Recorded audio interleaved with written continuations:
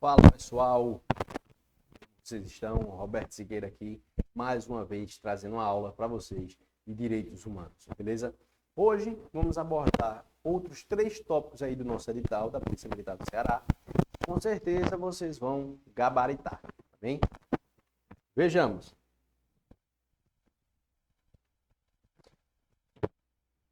Racismo, racismo institucional e o Estatuto da Igualdade Racial. Primeiro, por que resolvi colocar essas 3 aulas em uma única aula, esses 3 tópicos em uma única aula? Porque eles se interligam, tá? Eles se completam, podemos dizer assim. Então, é importante porque segue um raciocínio lógico e uma sequência aí para que vocês possam compreender melhor os 3 assuntos, tá bem? Racismo, racismo institucional e o Estatuto da Igualdade Racial.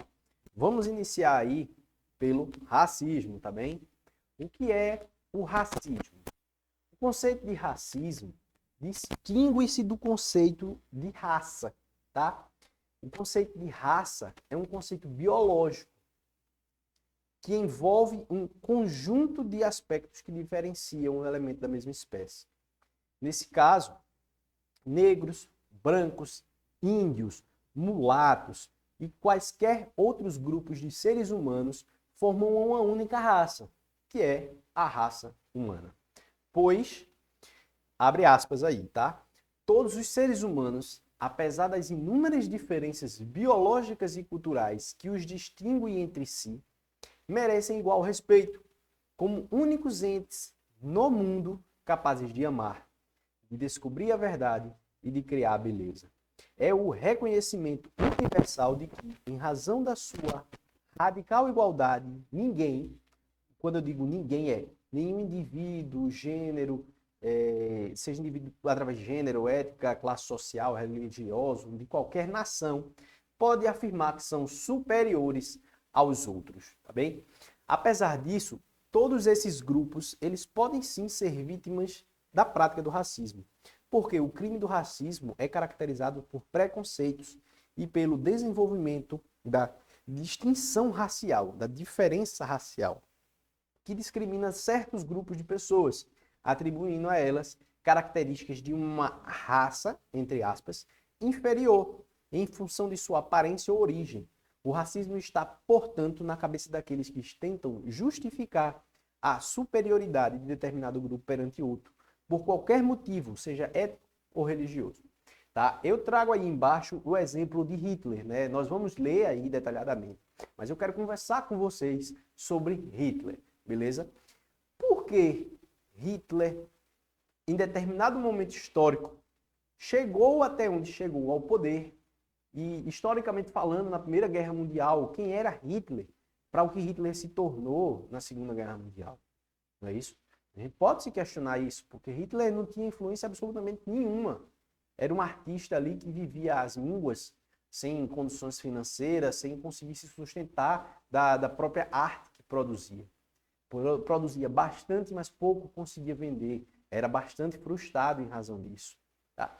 Hitler chegou a um ponto onde diversos sociológicos, psicológicos consideram um distúrbio mental. Outros consideram apenas ruindade. E o que acontece com Hitler? Hitler, ele conseguiu vender a ideia à população de que existia uma raça superior, beleza? Que existia uma raça pura e existia aquela raça que não era pura. E que, em razão disso, pelo simples fato de considerar aquela segunda raça como não sendo pura, eles poderiam fazer todas aquelas atrocidades que foram feitas. Tá? Existem relatos de Hitler de que, além de que já conhecemos, como sempre estudamos aí em história e nas demais matérias escolares, além da câmara de gás e todos os outros diversas outras formas de tortura, Hitler ainda conseguia fazer de forma isolada, digamos assim, em particular com alguns médicos, alguns experimentos que são considerados aí de tom psicopata.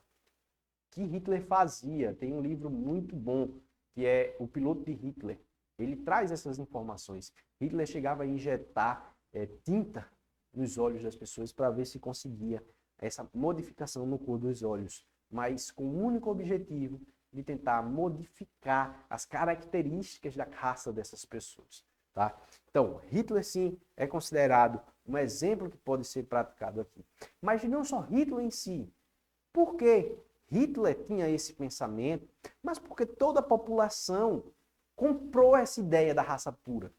Porque todos aqueles seguidores, de fato, compraram essa ideia, abraçaram essa ideologia, pode-se utilizar essa denominação, de Hitler, de que existia uma raça pura e que aquelas outras demais deveriam sofrer, deveriam ser torturadas, que deveriam morrer, ser escravizadas. Por que essas pessoas compraram essa ideia? Tá? Porque dentro de cada indivíduo daquele que comprou essa ideia, existe uma ponta lá no final, mesmo que adormecida, e que foi despertada após os discursos empolgantes de Hitler, de que ele era superior. Mas ele nunca externalizou isso. E a partir do momento que chega uma pessoa ao poder, informando, falando que tem que ser feito, que são superiores de fato, essas pessoas que antes sempre pensaram nisso, mas nunca externalizaram, passam a se sentir mais à vontade para fazer isso. E é assim que, de fato, o racismo acontece, pessoal. Beleza? É assim que o racismo acontece. E eu vou dar um exemplo claro a vocês de algumas pessoas que poderiam também, na época, abraçar a ideia de Hitler, abraçar essa sua loucura, e não abraçaram. Muito pelo contrário. Existem diversos relatos aí de homens e mulheres que conseguiram salvar judeus. Beleza?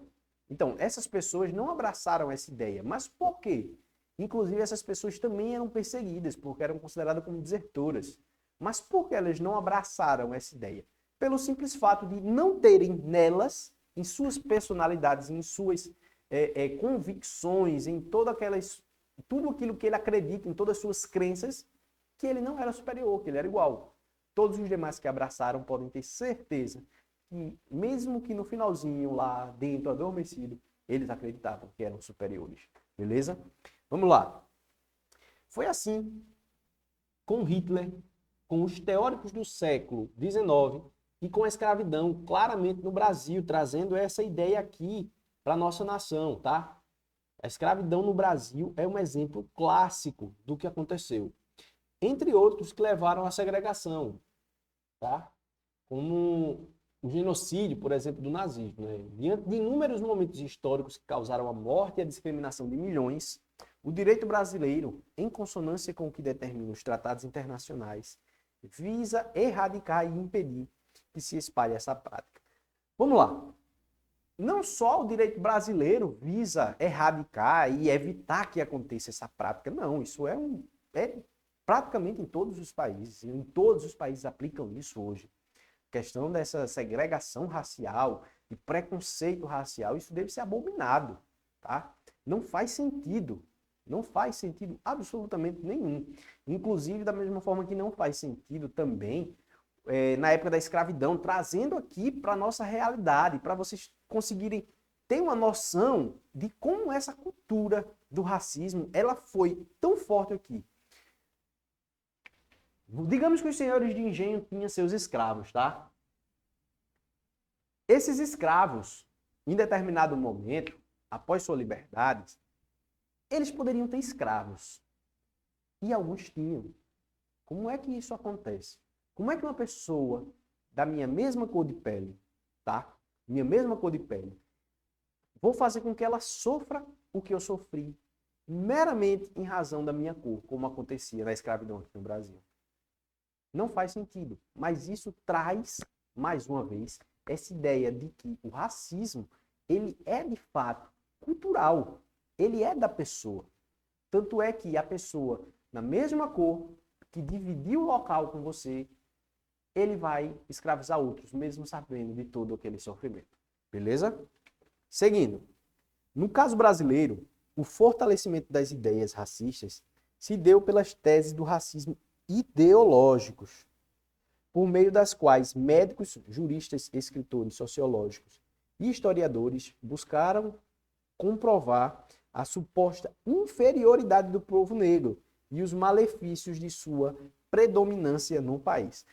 Como é que chegamos a isso? Tá? Como é que pessoas consideradas estudiosas, pessoas que tinham formação, começam a tentar achar alguma justificativa para aplicar o que deve ser inaplicável e abominável, tentando buscar aí formas de discriminação, formas de convencer, de vender a ideia de que as pessoas negras eram inferiores em razão de qualquer malefício que seja. Isso não faz sentido nenhum, tá? Mas foi vendida essa ideia e muita gente comprou, beleza?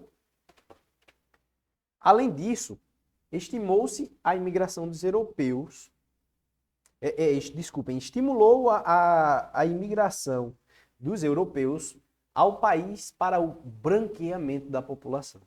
Não se pode esquecer ainda que o Brasil foi o país a escravizar o maior número de pessoas africanas durante o sistema escravista colonial. E foi o último país das Américas a pôr fim na escravidão. Bom, esse trecho aí, final, onde ele abre aspas lá em cima e ele fecha aspas lá embaixo, trazendo que o branqueamento da população, pode-se utilizar essa denominação, como foi utilizada aí, e como é utilizada, né? E o fato do Brasil ter sido o último, um dos últimos, ou o último país aí das Américas a erradicar a escravidão. Por quê? O racismo hoje e a injúria racial, que são diferentes, claramente, eles estão tão presentes ainda em nosso ordenamento jurídico. Por quê? Pelo simples fato de que é muito, digamos assim, recente em nossa história. Nós fomos um dos últimos países, enquanto todos os outros já caminhavam para a liberdade. Todas as pessoas já estavam livres, tentando retornar às suas vidas normais, porque é impossível retornar. São reflexos que se perduram até hoje, tá? Diversas são as políticas públicas aí que visam realizar essa inclusão, pode-se dizer, essa igualdade, tá? Em razão do que a própria sociedade faz. Vamos ver isso melhor também no racismo institucional, tá? Seguindo, atualmente, a inferiorização do negro permanece no cotidiano da sociedade brasileira, em piadas comparando-o aos animais, coisas sujas, no tratamento dado aos empregados negros. Diante disso, podemos perceber que a prática do racismo não necessita de convicção teórica por parte de quem pratica o crime, muito menos engajamento ideológico em algum movimento racista, para que esse crime se concretize. Basta que a prática tenha características racistas, resultando em violação dos direitos. No caso das piadas. Inúmeros são os relatos de piadas, não, do meu ponto de vista não são considerados piadas, tá? São de fato ofensas.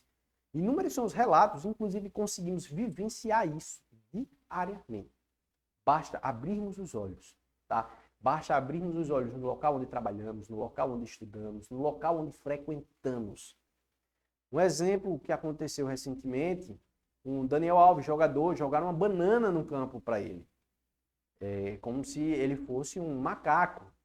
Isso é de tamanho absurdo, tá? De tamanho absurdo. Esse tipo de conduta, ela tem que ser abominada a todo custo. Não se devem medir esforços para que essas pessoas, praticantes desse tipo de crime, elas sejam identificadas, tá? Independentemente se esteja no meio de uma multidão. Beleza? Vamos falar agora sobre racismo institucional, tá? Eu trago aí alguns conceitos, tá? E vamos analisar e depois vamos tecer alguns comentários, beleza?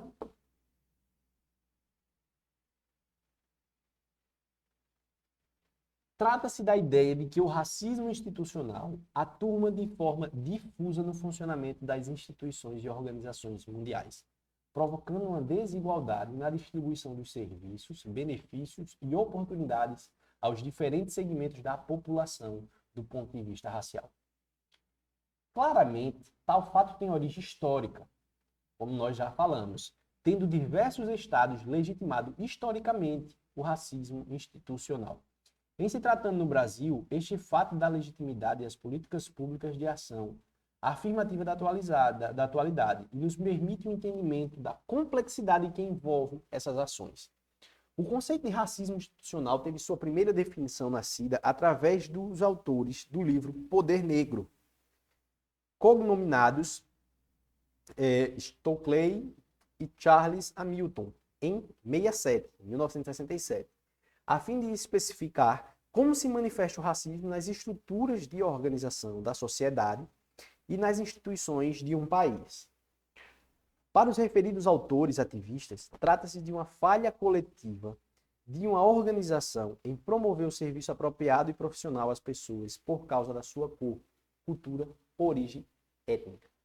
No Brasil, por sua vez, o Programa de Combate ao Racismo Institucional, PCRI, incorporado aí por meados de 2005, definiu como sendo o fracasso das instituições e organizações em promover um serviço profissional e adequado às pessoas em virtude de sua cor, cultura, origem, raça ou étnica. Ele se manifesta em normas praticadas e comportamentos discriminatórios adotados no cotidiano do trabalho, os quais são resultantes de preconceito racial, uma atitude que combina estereótipos racistas, falta de atenção e ignorância. Em qualquer caso, o racismo institucional sempre coloca pessoas em grupos raciais ou étnicos discriminatórios em situação de desvantagem no acesso a benefícios gerados pelo Estado e pelas demais instituições organizacionais. Conforme expõe Jurema, o Werneck, o racismo institucional é o modo de subordinar o direito e a democracia às necessidades do racismo, fazendo com que os primeiros inexistam ou existam de forma precária, diante de barreiras interpostas na vivência dos grupos e indivíduos aprisionados pelo esquemas de subordinação desses últimos, tá? Então, vamos lá. Vamos tecer alguns comentários, tá? Feito essas considerações, feito esses breves conceitos aí, o que temos a falar sobre racismo institucional? Bom, eu quero que vocês façam um esforço na memória para se lembrarem seus locais de trabalho, suas escolas. Comecem a se lembrar de como ocorre o racismo institucional. O racismo institucional ele está presente dentro de órgãos públicos, de empresas privadas, de absolutamente todo o nosso local que nós convivemos. Mas, no dia a dia, inclusive, acredita-se também os sociólogos e os filosóficos e os estudiosos sobre o assunto, que em razão de uma cultura permanente, onde vivemos diariamente, essa aplicação não se percebe, tá? O que acontece? Duas pessoas que são engenheiras vão trabalhar em uma construtora. Vamos botar Marcos e José. Marcos é loiro. José é negro, tá? Marcos é engenheiro formado na Universidade Federal. José também. Marcos possui mestrado. André também. Surge uma vaga de gerência nessa construtora. Marcos é escolhido. O que distingue Marcos de José no presente caso? Absolutamente nada. Ambos são formados na mesma instituição, ambos possuem mestrados. E o que distingue nesse caso? O racismo institucional ele está presente nisso aqui, tá? Vivenciamos isso constantemente. Mas pouco se observa o que está acontecendo. Pouco consegue ser feita uma interpretação naquele momento do que está acontecendo. Basta, para isso, realizarmos um exercício e verificarmos em agências bancárias, em instituições diversas, empresas privadas principalmente, quantos negros hoje ocupam um cargo de gerência, de supervisão? Existem, mas ainda são a grande minoria. Isso é o racismo institucional. São o racismo que acontece dentro das instituições, sem externalizar, de fato, escancaradamente que é racismo. Mas é. beleza? Seguindo. Aqui está racismo institucional, mas não é, tá? É o estatuto. No dia 20 de outubro de 2010, foi marcado por um acontecimento ímpar na história brasileira. Nesta data, o governo brasileiro, pelo presidente Lula, sancionou a Lei 12.288, que instituiu aí o Estatuto da Igualdade Racial. Esse estatuto é uma realidade legal e, como toda lei que instituiu políticas públicas para as populações marginalizadas, necessita de muita mobilização social para atender a sua plena efetivação. E, mesmo assim, logicamente é importante enfatizar que o Estatuto sofreu diversas alterações durante a sua tramitação na Câmara e no Senado, limitando, então, a sua abrangência e efetividade, pontos que serão analisados aí por nós adiante, tá? O parágrafo único do artigo 1º do Estatuto da Igualdade Racial, ele define os conceitos fundamentais utilizados pela lei: discriminação racial, étnico-racial, desigualdade racial, desigualdade de gênero e raça, população negra, bem como as políticas públicas que amparam as ações afirmativas em curso ou serem implementadas. O inciso 1º deste artigo, ele prevê o conceito de discriminação racial ou étnico-racial como sendo toda distinção, exclusão, restrição ou preferência baseada em cor, descendência ou origem nacional ou étnica, que tenha por objetivo anular ou, prestem atenção, restringir o reconhecimento, gozo ou exercício em igualdade de condições de direitos humanos e liberdade fundamentais nos campos políticos, econômicos, sociais, culturais ou em qualquer outro campo da vida privada, tá? Dos direitos, diversos são os direitos previstos no Estatuto. Vejamos. Direito à saúde. O Estatuto assegura a constituição de política nacional de saúde integrada da população negra, bem como a participação de representantes do movimento negro nos conselhos de controle social dessa área, fazendo com que seja aplicada, tá? De modo a assegurar o acesso universal e igualitário ao sistema do SUS para promoção, proteção e recuperação da saúde da população negra. Do direito à educação.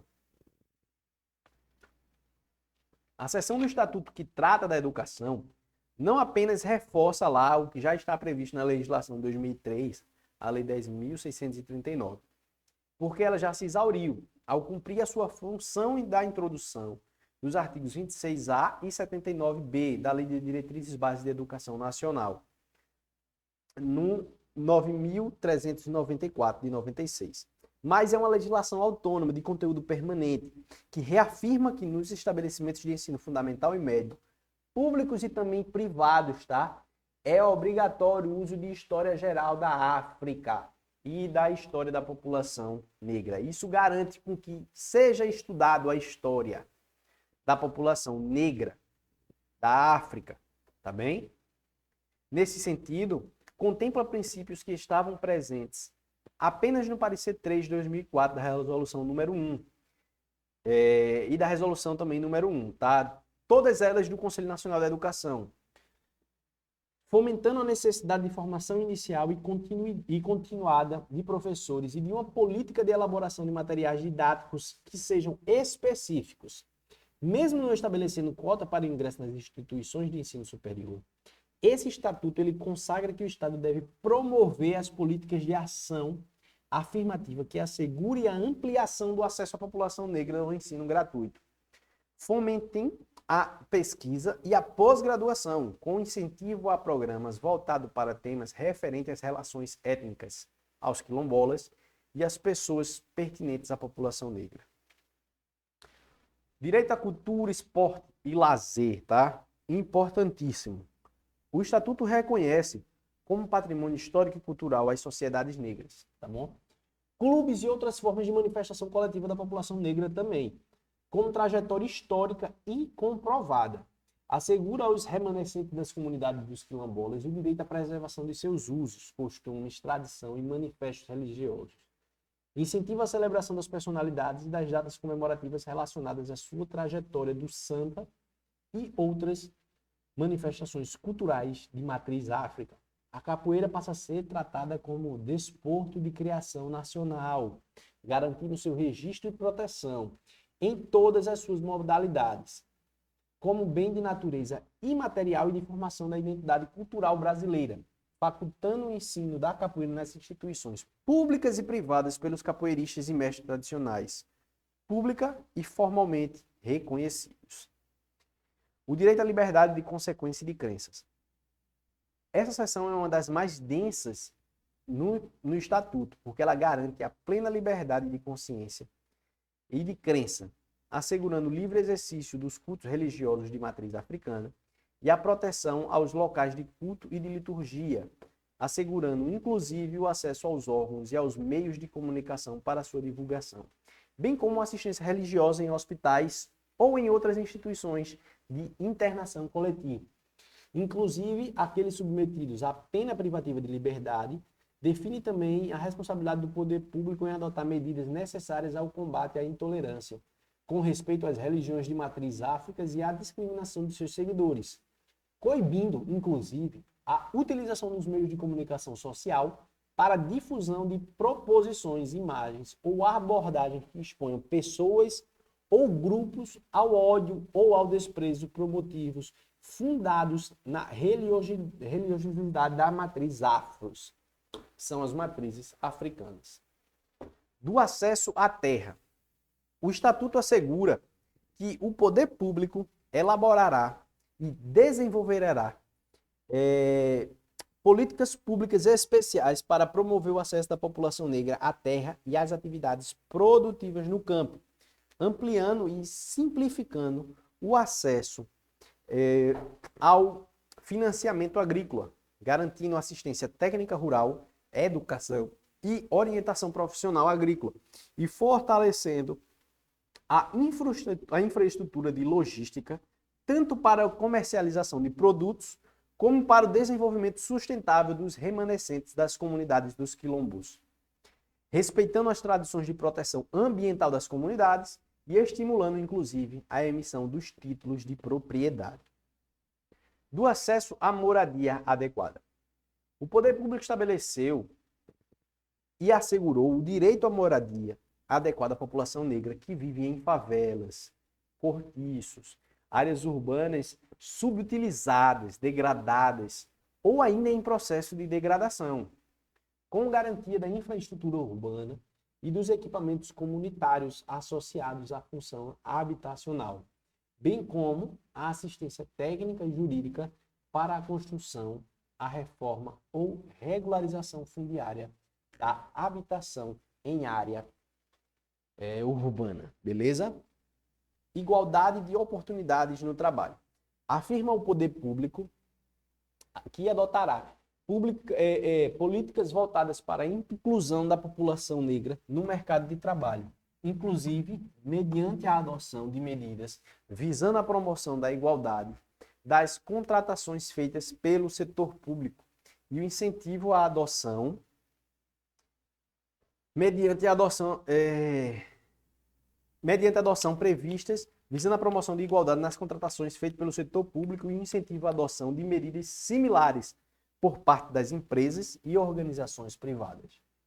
Define ainda que serão implementados critérios para provimento de cargos em comissão e função de confiança, destinando a ampliar a participação de negros, buscando reproduzir a estrutura de distribuição étnica, nacional ou estadual, desde que observados os dados demográficos oficiais. Dos meios de comunicação. Estabelece que os órgãos de comunicação devem valorizar a herança cultural e a participação da população negra na história do país, adotando a prática de conferir oportunidades de emprego para atores, figurantes e técnicos negros, vedando toda e qualquer discriminação da natureza política, ideológica, étnica ou artística, e que o poder público inclua cláusulas de participação de artistas negros nos contratos de realização de filmes, programas ou qualquer outras peças de caráter publicitário. Do acesso à justiça e à segurança. A lei impõe ao poder público federal a responsabilidade de instituir ouvidorias permanentes em defesa da igualdade racial, para receber e encaminhar denúncias de preconceito e discriminação, com base em etnia ou cor, e acompanhar a implementação das medidas para a promoção da igualdade. Da mesma forma que adotar medidas especiais para coibir, desde a violência policial, incidentes sobre a população negra, até mesmo os atos de discriminação e preconceito praticados por servidores públicos. Do financiamento da promoção da igualdade racial. Por fim, a lei, além de autorizar a adoção de medidas de promoção da igualdade, especialmente nas áreas de educação, saúde, emprego e renda, desenvolvimento agrário, habitação popular, desenvolvimento regional, cultural, esporte e lazer, estabelece a obrigatoriedade de inclusão de políticas de ações afirmativas nos programas e ações constantes dos planos plurianuais e dos orçamentos anuais da União e, por consequente, os demais entes federados, beleza? Agradeço a vocês mais uma vez aí pela atenção e reforço alguns pontos para que nós possamos finalizar, tá? Racismo institucional. Aquele racismo que vai acontecer dentre as instituições, tá? Onde vai existir ali, de certa forma, sempre colocar de lado o profissional negro, tá? A escolha pelo branco, independentemente dos motivos, beleza? Outros pontos que merecem destaque são todos esses que nós lemos do Estatuto da Igualdade Racial. São pontos muito importantes que foram extraídos aí já de diversas questões de provas. Então, é importante depois realizar uma leitura deles para entender de fato o contexto, beleza? Até a próxima, pessoal!